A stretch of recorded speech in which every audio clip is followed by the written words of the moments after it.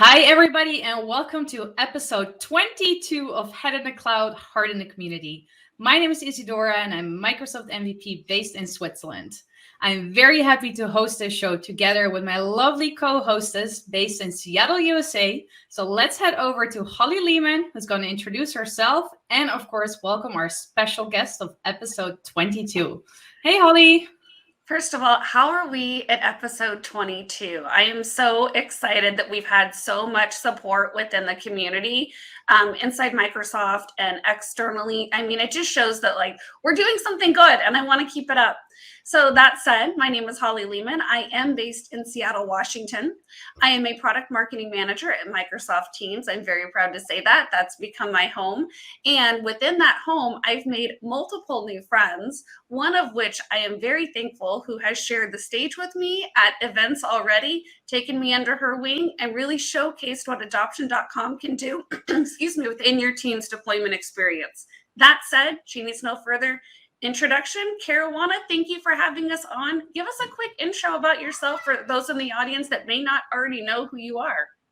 Oh, thank you. Well, first off, I'm thrilled to be on your show. This is wonderful. I've been following you and the great work that you've done. Love the name, love everything about this. So thank you for having me. I am Karuana Gatimu.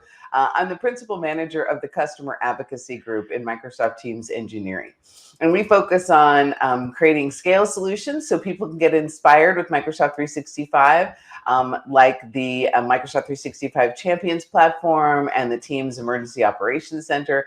And then the other half of my work is all around community and adoption. So we run adoption.microsoft.com and manage all of the communities for Teams, the private ones, the public ones, and then some other more exciting stuff that I think we'll talk about as we go through this episode. So that's me. I have my dream job, basically. Thank you so much, Karuana, for your introduction. We're super excited to have you on our show, and of course, further as we talk to find out more about you. And of course, we know you're very active within Microsoft.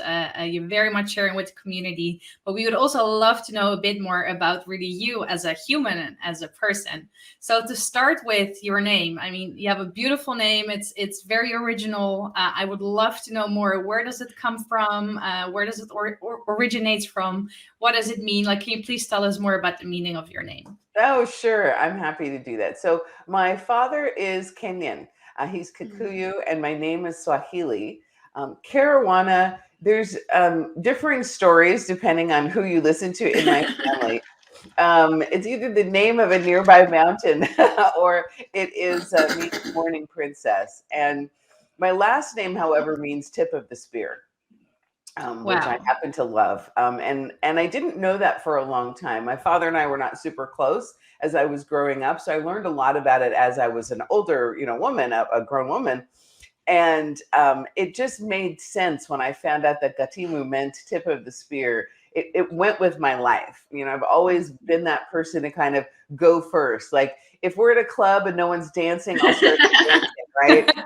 If no one wants to get in line or speak up first, I tend to be that person to speak up first. Like I go first a lot, and that's just my personality. And so when I found that out, it was pretty interesting. Well, it definitely fits because you have spearheaded so much in Microsoft. You have really taken the reins on, the community and adoption and really how we can leverage Microsoft Teams for the betterment of all of our end users. And you've done it in a way that's so humanizing. Like I've seen you at events and you just sit down and you're like, this is so easy. Here's how we do it. I'm going to show you how to be a change champion. I'm going to show you how to deploy and adopt in a successful way. So you really use that spearhead to better others. And within the series that we've done, we've interviewed so many people because there's listeners out there that are like, I don't code. I don't really love tech, but I kind of want to get into Microsoft. It's an amazing company, but what do I do? And so for people like Izzy and I, who we've learned, thank you, Scott Hanselman, who are non-coding professionals, really, we do need all skills in Microsoft and really all companies to be successful. And so sitting down with you at our first event, I learned something very cool about you. And I would love for you to tell us how you went from being, a professional dancer, which is maybe why you're the first to dance in a club, to being, a principal PM lead in engineering. Like this is such a good example, not only for women in tech, but for those that are curious about, hey, how do I get into tech? Why are all skills important? So tell us about your career journey. I would love to share that with the audience. Well, I'd love to share it too because my sometimes people think, your career path is going to be very straight. Like you know what you want to do, you go to college for it, you get a job, you work hard, you get promoted. That's not my story. Maybe someone has that story out there, but I actually haven't ever heard it. So it's pretty rare. So I have always been a creative professional. My That was my family's business, right? My uncle was a director. My other uncle was a screenwriter. The third one was in radio. I mean, everybody in my family was in the entertainment business. It was kind of expected that that's what I would do. And but I was really sick when I was a kid. And so I didn't start dancing young. I had childhood rheumatoid arthritis. And so I was very, like, I was that geeky girl. I wasn't in gym. I never, still to this day, don't know how to ride a bicycle. So the plan was derailed by life, which is another part of my theme, right? Life just happens. You have to respond to it.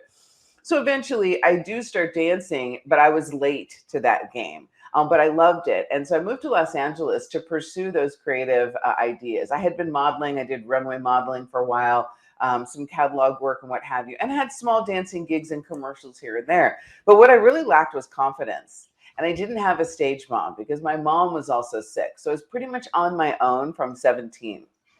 So I lacked confidence. So I had this job. I got a job first at the police department in Santa Monica in their records department. And that was really where I learned, it was my government work, my government jobs, where I learned about data and what to do with data. And I had this fabulous teacher. Her name was Laura. And she was one of my first bosses. And she taught me about organizing data in ways so that this program she was running could make insights from it.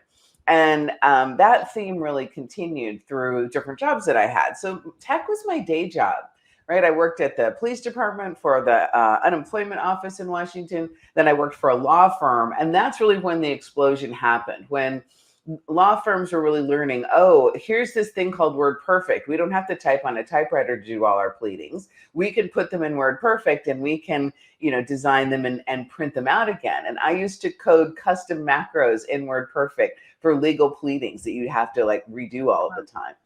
And there was a woman there who taught me a lot about how to think about the information. Right. She was the first person who taught me about information architecture, like structure things, have matter names, like all of this stuff. And really that foundation is what I've carried through. I found it interesting and I like the order of it. My personal life has been kind of chaotic. And so I think tech has given me some structure that I was seeking, right? Which is hilarious because now I'm kind of the queen of change, right? Because the pace of change has just gotten so intense. But at that time, it was more orderly and structured. And I went to work for a system integrator who specialized in the legal industry. But I still did my side gigs for the longest time until I got my first national job. I became a general manager in a professional services firm for the Southern California region. And I remember flying back from that job, interview from New York, knowing that I had gotten the job. Because really my background and experience was perfect for it. I knew I had gotten it. And I was so sad because I felt like I was leaving all of my creative hopes and dreams behind. And, it's funny now that, many years later, I have a show on YouTube. I produce, content. I shoot things. I do virtual event production. I run a website that's very creative. All these creative skills that I've built over my career, have come back around. So even though you may be doing something right now that you don't think has anything to do with tech, but everything has something to do with technology, especially now, especially with AI, with data, with automation, with the things you can do for collaboration. You can be a business expert and just have technology be something that you bring to the table as one of your tools. And that has been what I did in my career. And it made such a huge difference. Because it took my expertise in government, in legal, in different types of automations, in training, all of these things that I really just happen to like and know, and then put that together with the technology. So it made a big difference. So don't discount the business knowledge out there, right? It doesn't matter how you get here. It matters that you can be here and really help other people and yourself, right? I Yeah. think your opportunity here is amazing.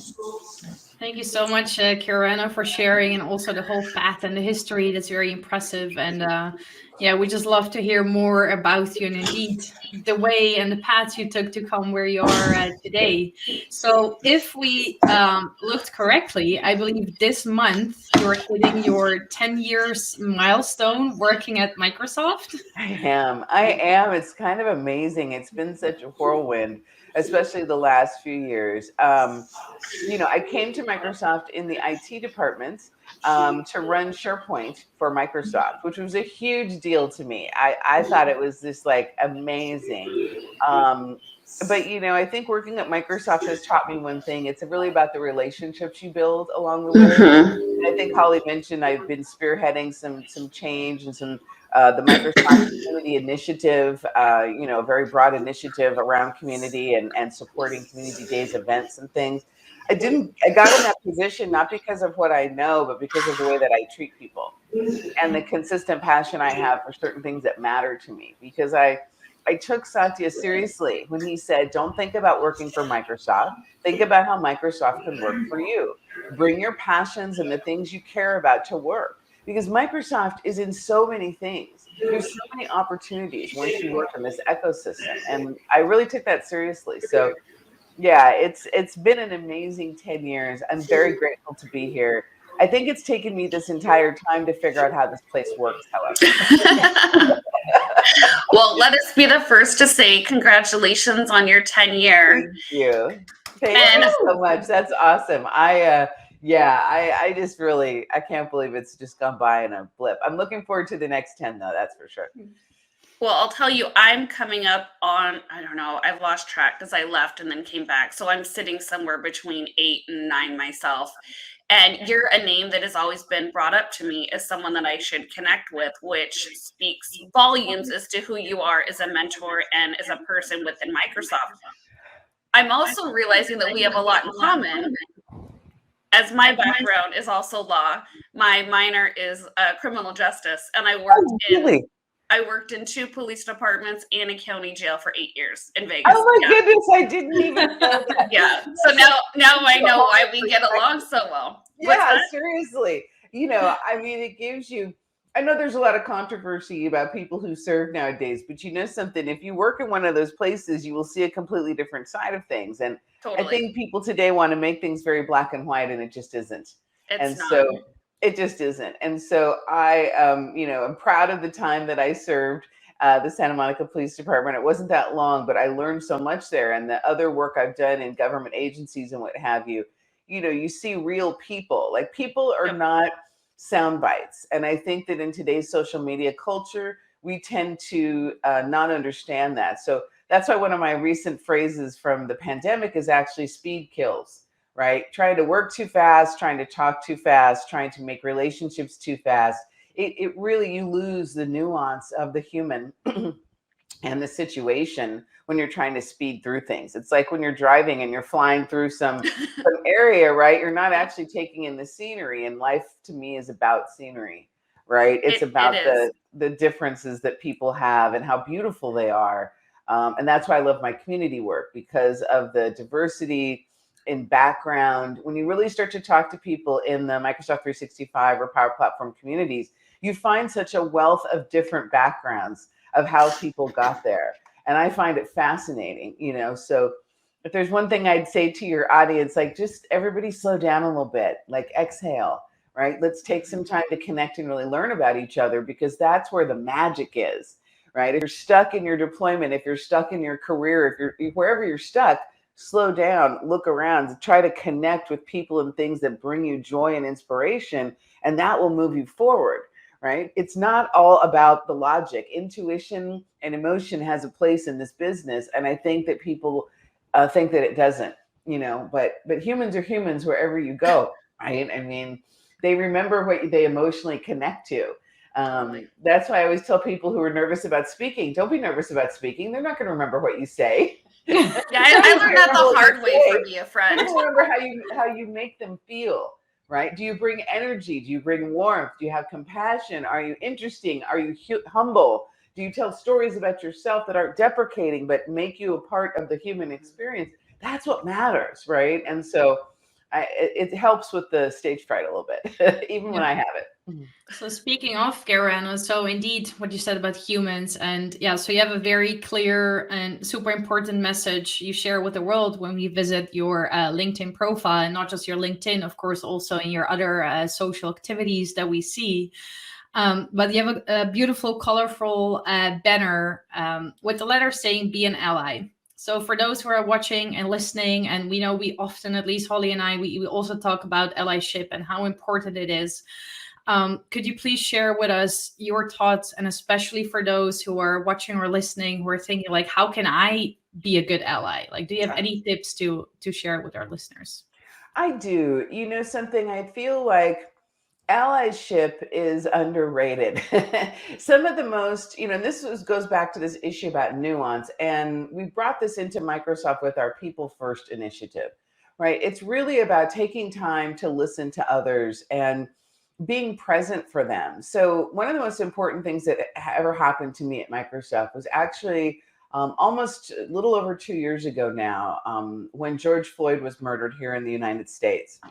And I had so many people, cisgendered, heterosexual, men, Caucasian men, reaching out to me and saying, "I'm so sorry about this. What can I do? What can I do?" Because they were heartbroken, right?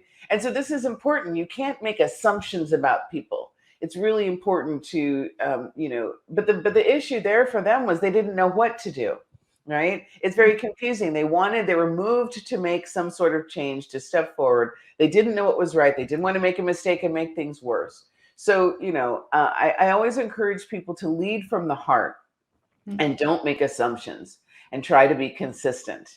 And you don't have to go to a protest or some large rally or even donate money. You can talk to someone in your own environment and say, these things that are going on are really troubling to me too. I just want you to know that I see and hear this. I don't expect men in my environment or people who aren't of color in my environment to really, have to dig in necessarily all the time. But I do very much appreciate when they stand with me. In a perfect world, right? In a better world, they would stand for me, right? They would do the talking, because frankly, I've been talking about this my entire life and I'm a little tired of it. I'd like other people to pick up the banner, but if they can't do that, that's okay.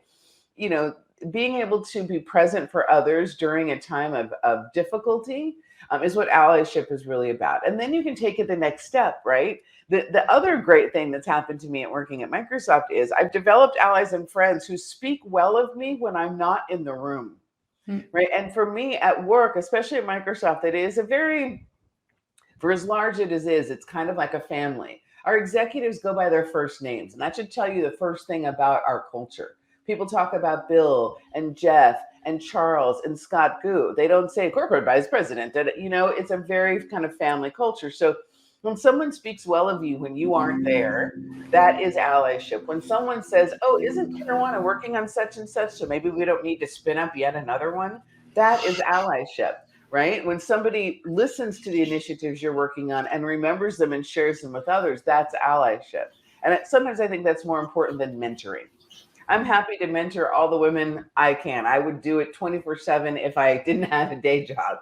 But I think the allyship and the sponsorship that some executives have shown me in my career has been more important than the mentoring that I've gotten in some cases.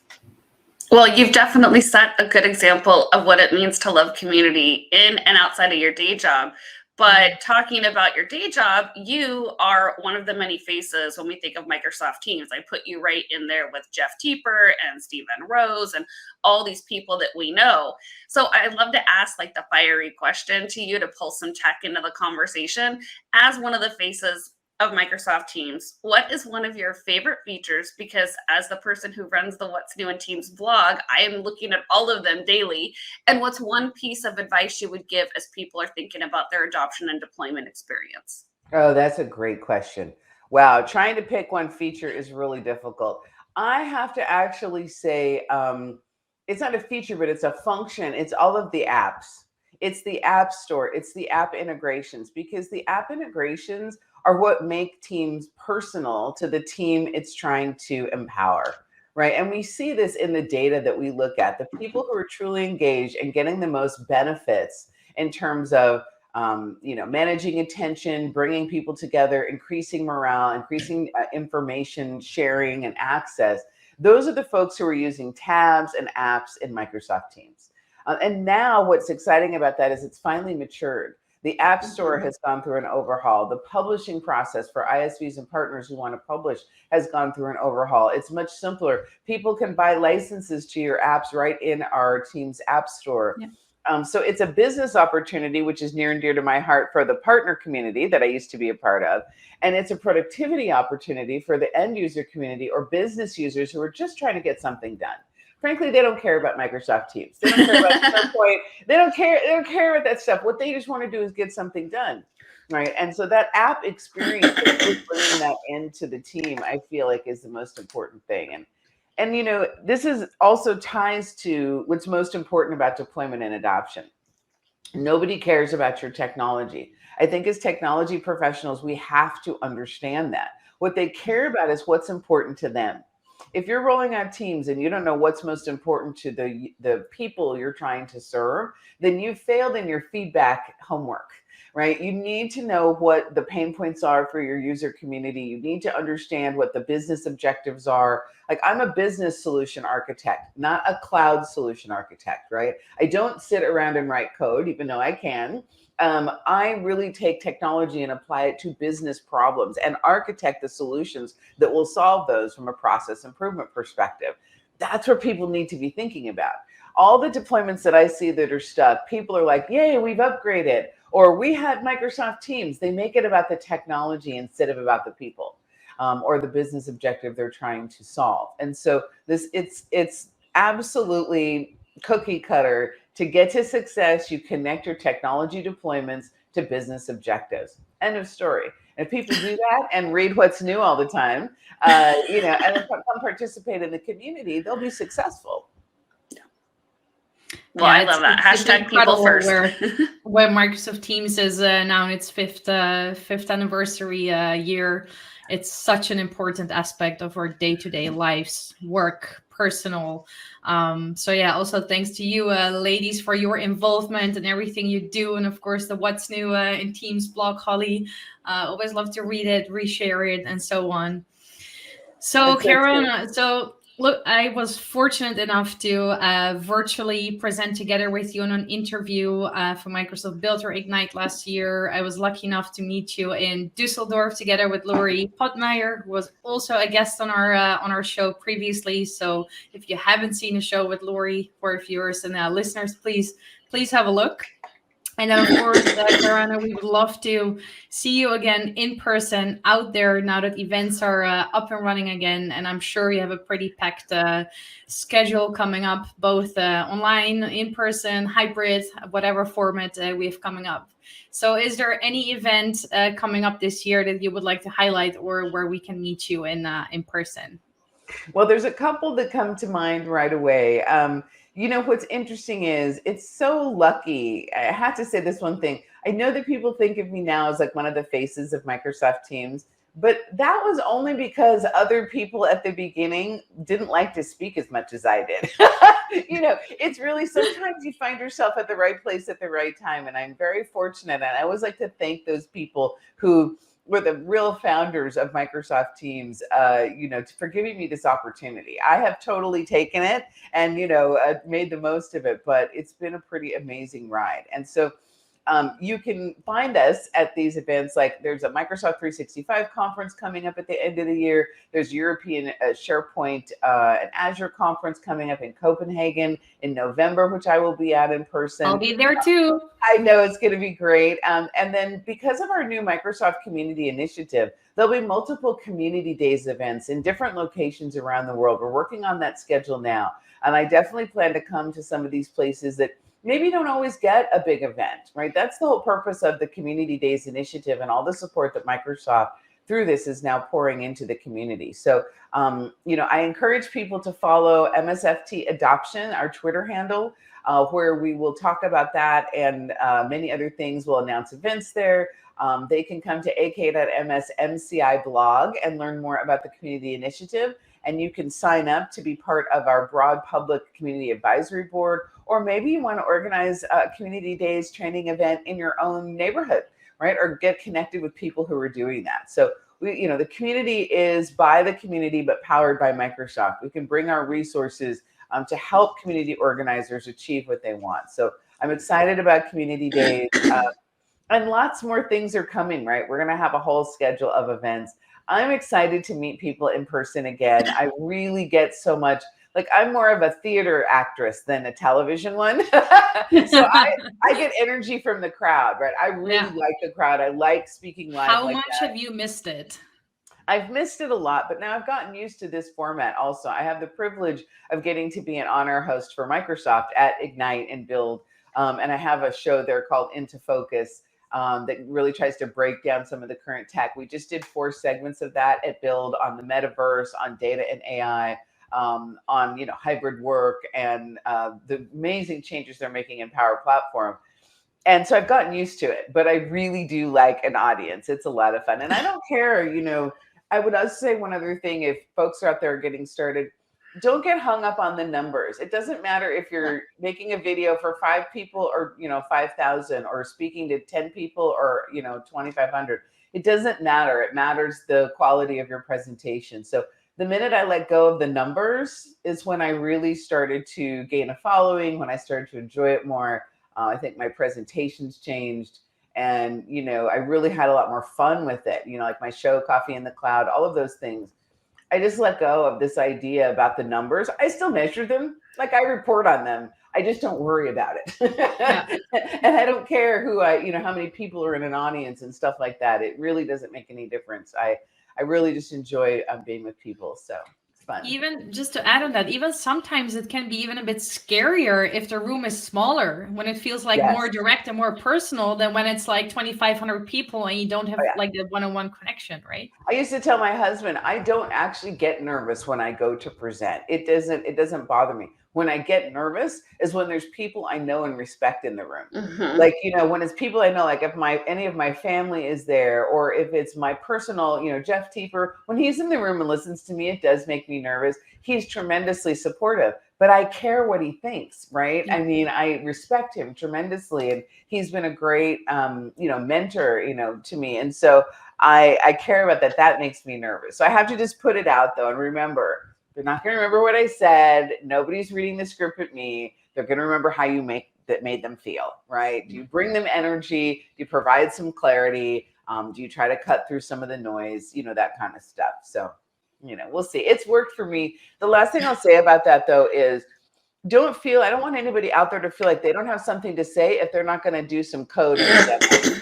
Right? Bring your business cases, bring your experiences. Like, you have a unique perspective that other people need to hear. I see a lot of people try to discount it because, they're not an expert or they can't build something or whatever. But we need more business people to talk about why technology is important. We need more business solution architects. This is a very critical skill, and there's not enough people in the industry right now who can do this work. And so don't minimize yourself because you don't want to crack open VS Code and show a code demo like Scott Hanselman. Everybody's talents are unique and necessary when you think about fusion team development or some of the things that we talk about, but just in life in general, right? Everybody's talents are important. So I don't want your audience to discount that. Well, I noticed that when we were at the M365 collab conference, was that a lot of people just wanted to know, how does this actually work in real life? It wasn't about, what's behind, teams sitting on SharePoint and all of this. It was like, just tell me how to really use the features. And so that's really impactful advice. And I just want to say thank you, Karuana, for being a mentor to me and literally throwing me out there and trusting me to be able to get on stage, which was terrifying. Even talking about it, I'm sweating, but I've learned so much from you. And thank you for all that you're doing in the community. And quite frankly, thank you for supporting this show. This is one thing that I do love about Microsoft, is that if they see you have a passion, which Izzy and I do with community and diversity and inclusion and really bringing the community together. So thank you for the support. Thank you for the, being the ally and setting an example of, how to really push your career and bringing people along your journey. It was a beautiful show. I'm so thankful to know you as a friend and person, and look forward to working with you more and showcasing who you are on our episode 22 of Head in the Cloud, Heart in the Community. Thank you for having me, ladies. It's been my pleasure. Anything I can do for you anytime, happy to tweet all about this and the other episodes. I watch your show. I'm an avid watcher. It's fantastic. So thanks so much. Actually, there is one thing I would love to ask from you to do. We always end our shows with a heart. Yes, exactly. To show our support and our love for community. Absolutely. So thank you. And thanks again, Karuana. It was great to have you on the show to talk to you a bit longer. I would love to see you at ESPC in Copenhagen later this year. And of course, hopefully many more opportunities in the future on Ignite or Build or Power Platform Conference, Community Days, and 365 Conf. I'm sure we have a lot more coming up where we're both, or all three of us are going to be in person. Oh, yes. So, Holly's going to be presenting. She just doesn't know it yet. I haven't told her. All right. I'm for everybody who was watching and listening, episode 22. Thank you very much. I hope you enjoyed and listening to Karuana. Stay tuned for more episodes coming up because, of course, Holly and I are virtually traveling around the world to bring the community to the community. So thanks, everybody, and enjoy the rest of your day, week, and see you. See you later. Bye-bye.